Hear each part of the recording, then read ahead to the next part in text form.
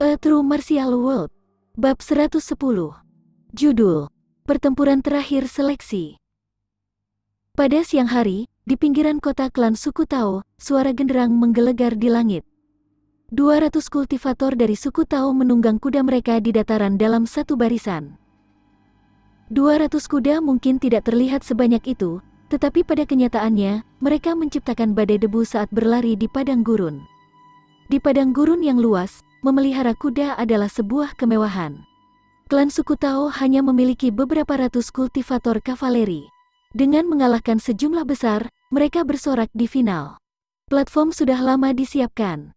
Pemimpin klan suku Tao, Sesepuh Agung telah datang secara langsung, menunggu untuk menyaksikan momen bersejarah. Mereka sedang menunggu untuk melihat klan suku Tao mereka meninggalkan hutan belantara yang luas dan menuju keluar ke dunia. Setelah adegan itu ditetapkan, Zhang Tan menunggang kudanya ke tengah arena. Hari ini adalah hari terakhir pemilihan. Setelah semifinal, hanya ada 20 kultivator Mortal Blood yang tersisa. 20 orang itu sangat gugup. Itu menentukan hasil masa depan mereka. Sukses seperti ikan mas yang melompat melalui gerbang naga, sementara kegagalan berarti usaha yang sia-sia, dan mereka akan melanjutkan hidup miskin mereka di padang gurun yang luas sampai mereka mati karena usia tua. Nasib seperti itu terlalu tragis, dan memikirkannya membuat depresi. Putaran ketiga dari pemilihan kerajaan. Topiknya adalah, Zhang Tan berkata dengan nada panjang saat orang-orang menahan nafas. Topiknya adalah, pertarungan sungguhan. Ketika Zhang Tan mengucapkan dua kata, pertempuran yang sebenarnya, orang-orang bergerak dengan semangat. Pertarungan sebenarnya? Hahaha. Akhirnya mereka menguji pertarungan yang sebenarnya. Baik. Dengan pertarungan sungguhan, seseorang dapat langsung mengetahui siapa yang lebih kuat dan siapa yang lebih lemah. Bagus. Aku tidak pandai dalam hal-hal mewah seperti spirit. Aku juga tidak pandai mendemonstrasikan teknik kultivasiku. Tapi untuk pertarungan yang sebenarnya, aku tidak pernah takut pada siapapun.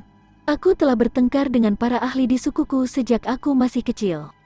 Setelah bertahun-tahun berlatih seni bela diri, aku telah mengalami begitu banyak pertempuran.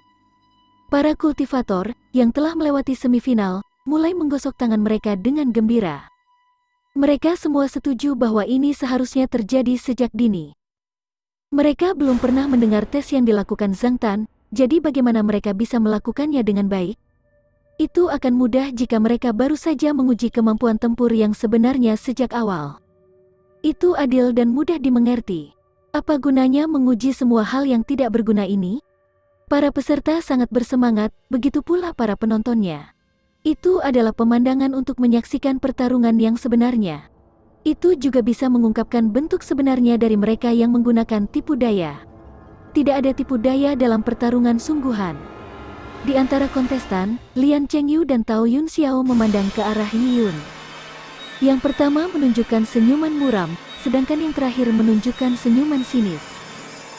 Mereka telah menunggu terlalu lama untuk pertarungan yang sebenarnya. Mereka awalnya tidak memiliki banyak harapan untuk itu, tetapi Zhang Tan memberi mereka kejutan yang menyenangkan. Akhirnya saatnya membuktikan diri. Bagus, sangat bagus. Aku tidak sabar untuk itu. Aku ingin melukaimu, bajingan kecil, memberimu kematian yang hidup. Lian Chengyu tiba-tiba mengirimkan suara itu ke telinga Yi Yun. Yi Yun memandang Lian Chengyu. Tetapi karena dia tidak tahu bagaimana menyampaikan kata-kata secara diam-diam, dia tidak mau repot-repot menjawabnya. Mata Lian Chengyu menyala dengan kebencian. Dia mengepalkan tinjunya karena dia tidak bisa menunggu sedetik pun. Dia berharap Zhang Tan segera selesai berbicara, memungkinkan dia untuk melawan Yi Yun. Saat ini, Zhang Tan masih mengumumkan aturannya. Dalam pertempuran ini, senjata diperbolehkan, karena senjata adalah bagian dari kekuatan pertempuran seorang kultivator. Dengan berlatih menggunakan senjata, kultivator harus menggunakan energi spiritual dalam jumlah besar, jadi jika senjata dilarang, itu tidak adil. Adapun hasil dari pertempuran akan berlangsung sampai satu orang mengaku kalah, atau sampai seseorang kehilangan kemampuan untuk melanjutkan pertempuran. Urutan pertempuran ditentukan oleh Jin Longwei. Tidak ada gambar yang banyak. Siapapun yang ingin dilawan Jin Longwei, mereka harus bertarung. Peringkat terakhir diputuskan oleh Jin Longwei, dan tidak perlu menjelaskan kepada siapapun. Segera, babak pertama akan segera dimulai. Yi Yun dan Tao Yun Xiao, yang bersinar di semifinal, tidak dipanggil. Tapi Lian Chengyu dipanggil ke arena. Lawannya adalah orang yang nyaris lolos ke semifinal. Lawannya adalah orang peringkat 1 peringkat kuning, jadi dia tidak mungkin lulus seleksi kerajaan. Kekuatan Lian Chengyu mengkhawatirkan. Pertempuran tidak memiliki ketegangan apapun karena orang itu dikalahkan dengan mudah oleh Lian Chengyu, yang mencapai babak kedua. Adapun Yi Yun, dia masuk ke babak kedua tanpa perlawanan. Hal ini membuat banyak orang yang ingin melihat kekuatan Yi Yun marah. Penguji Jin Longwei terlalu bias pada orang ini. Dia mungkin menghindari yang pertama, tapi dia tidak bisa menghindari yang kedua. Cepat atau lambat kamu akan terungkap. Lian Chengyu yang dengan mudah menang merasa senang sambil mengejek Yi Yun. Orang lain mungkin tidak tahu latar belakangmu, tapi aku tahu segalanya. Kamu baru saja berlatih seni bela diri selama 3 bulan. Kekuatan kamu hanya cukup untuk menyalahgunakan karakter seperti Zhao Tiezu. Apakah kamu pernah melawan ahli sejati? Mungkin kamu bahkan tidak memiliki pengalaman bertempur. Bagiku, aku telah berdebat dengan instruktur Yao sejak aku masih kecil. Aku berada di puncak ranah pengumpulan Qi. Aku sudah mencapai batas ranah pengumpulan Qi. Apa yang membuatmu berpikir bisa melawanku? Lian Chengyu tahu Yi Yun adalah seorang jenius, tetapi ketika Yi Yun menyebabkan kabut ungu selama peragaan tekniknya, atau dia memiliki spirit yang baik, itu hanya membuktikan bahwa Yi Yun memiliki bakat. Jadi bagaimana jika dia berbakat? Hari ini adalah pertarungan yang nyata. Seorang jenius harus tumbuh untuk menanamkan rasa takut pada orang lain. Dia ingin melukai Yi Yun dalam pertempuran ini, menghancurkan kepercayaan dirinya, sehingga dia hanyalah debu di masa depan. Kebencian Lian Chengyu terhadap Yi Yun seperti air sungai di East River, aliran yang tidak pernah berakhir. Yi Yun memandang Lian Chengyu sekali dan berkata, "Kamu ingin bertarung denganku? Pertama kalahkan lawanmu. Ada lebih dari 10 orang di sini.